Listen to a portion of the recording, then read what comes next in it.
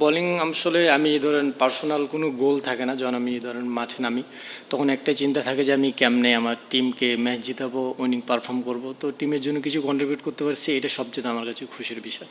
আসলে আগে থেকে অনুভব করা যায় না যে উইকেট পড়বে কি পড়বে না। আমি জাস্ট একটা জিনিস চেষ্টা করতেছিলাম যে কেমনে গুড লাইন অ্যান্ড লেন্থে বোলিং করা, জাস্ট ওইটাই চেষ্টা করছি। আসলে ধরেন বেশি রান কম রান এই জিনিসটা আমার কাছে ম্যাটার করে না। আমার কাছে ম্যাটার করে যে আমি কেমনে আমার টিমকে টিম উইনিং পারফর্মটা আমি কেমনে দিতে পারতেছি। ধরেন হতে পারে সেটা ধরেন আমি লাস্ট 3 ওভারে 30 রান দিছি, লাস্ট ওভার আমি ধরেন 2টা উইকেট নিয়ে, কিংবা লাস্ট ওভারে আমি 2 রান দিয়ে আমি যদি ধরেন 3 ওভারে 40 রানও দিই, বাট লাস্ট ওভারে ধরেন যদি 7-8 রান লাগে, আমি যদি ম্যাচ জিতাতে পারি, ওটাতে আমি হ্যাপি। কারণ আমি এখানে পার্সোনাল গোলভাবে কোনো কিছু দেখি না, আমি দেখি একটা জিনিস যে কেমনে আমি আমার টিমকে উইনিং পারফর্ম দেবো। আর এটা করতে পারলে আমার কাছে অনেক খুশি লাগে। আমার পেস ধরেন এর আগে যা ছিল এখনও তাই আছে।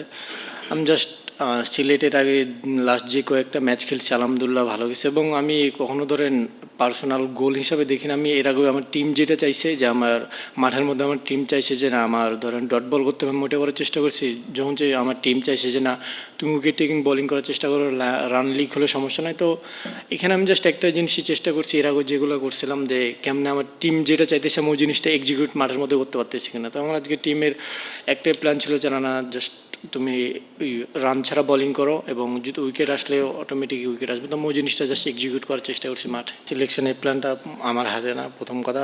সেকেন্ড কথা হচ্ছে আমার কাজ হচ্ছে একটাই, কেমনে আমি পারফর্ম করবো।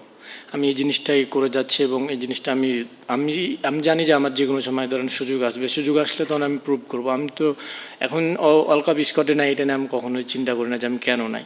আমি যখনই আমার ধরেন আমার যদি আমার ভিতরে স্কিল থাকে, যদি আমি যোগ্য হই, অটোমেটিক আমি ওই জায়গাতে যাবো। একদিন পরে হোক, 10 দিন পরে হোক, একদিন আমি ওই সে যোগ্য জায়গাতে যাবো, যদি আমার মধ্যে সেই প্রতিভাটা থাকে। ধরেন আমার পার্সোনাল গোল বলতে একটাই ছিল, সেটা হচ্ছে বাংলাদেশ ন্যাশনাল টিমে খেলা, এবং 3 ফরম্যাটে খেলছি আলহামদুলিল্লাহ। এখন একটাই গোল যে দেশের হয়ে বাংলাদেশকে আমি যতদিন সার্ভিস দিতে পারি এই ফিট থেকে, এটা হচ্ছে এখন গোল। এবং যতবারই বাংলাদেশকে ম্যাচ উইনিং পারফর্ম দেয়, কিংবা আমি ফ্র্যাঞ্চাইজি লেগে যে কোনো ফ্র্যাঞ্চাইজি থাকে ওই ফ্র্যাঞ্চাইজি টিমকে ম্যাচ উইনিং পারফর্ম দেয়, এই জিনিসটা আমার কাছে সবচেয়ে বেশি মূল্যবান, যে কেমনে আমি টিমকে উইনিং পারফর্ম দেবো।